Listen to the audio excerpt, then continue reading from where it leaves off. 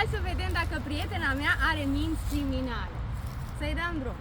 Deci, o tipă merge la o mormântare. La mormântarea respectivă apare un băiat frumos, se îndrăgostește de el. Și după câteva zile își omoară sora. De ce? Ce treabă are sora? Că ea s-a îndrăgostit de el la mormântare. Pe soră sa.